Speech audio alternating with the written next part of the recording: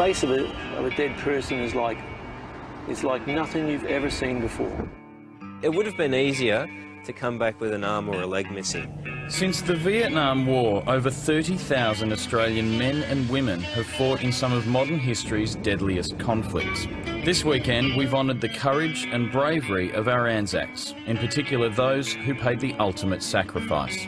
But there are casualties of war that go unseen. Derek Pyrah served in the Air Force for 15 years. After a 6-month deployment in Iraq, his mind was broken. I chose to discharge myself about 2 months before my 15-year medal. On arrival back home, Derek was diagnosed with post-traumatic stress syndrome. I wake up confused most days that I'm still in the military. My daily medication's been fine-tuned. I'm on a couple of antidepressants, pretty high doses, mood stabilising medications, antipsychotic medications so I don't get hallucinations. Post-traumatic stress is where the person is haunted by very painful and powerful memories of things they've seen or experienced during the deployment. Even more soldiers suffered depression and substance abuse. Experts believe the incidence is far higher, but many soldiers don't speak up.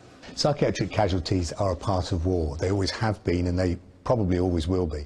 And I think it's our responsibility as a community to make sure that these young men and women get the best possible treatment and support when they need it. It's not just the soldiers, their partners suffer as well. I didn't expect any mental effects at all. I think I was thinking more of physical effects, which I guess in a way probably would have been easier. He was no longer the man that I'd married. It's definitely been an injustice to my family. The Derek that I knew and married died over there.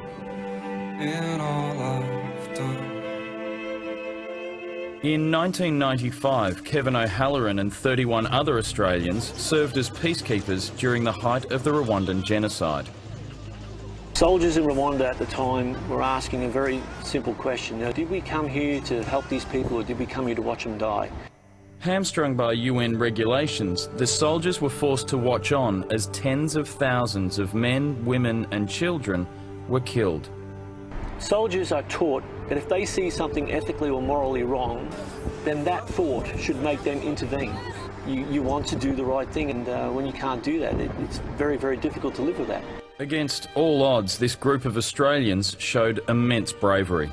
We never experienced anything like that in the Defence Force before, so it was like these guys and girls did a tremendous job. If we weren't there, if those 32 personnel weren't there and putting themselves, you know, in harm's way, then there would have been a lot more people that would have died if they hadn't done what they did. However, Kevin's courage came at a cost. You do have nightmares, dreams, some may call it flashbacks.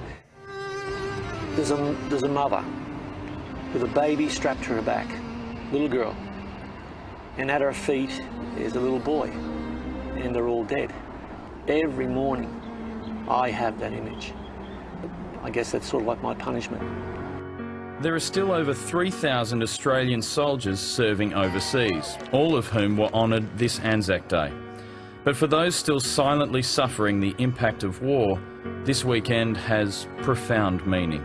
I see it more as celebrating the good things that came out of going to war, the freedoms that were fought for. You have to believe in some sense that it wasn't in vain. And in the end, what's important is you and me, and what we're fighting for is each other.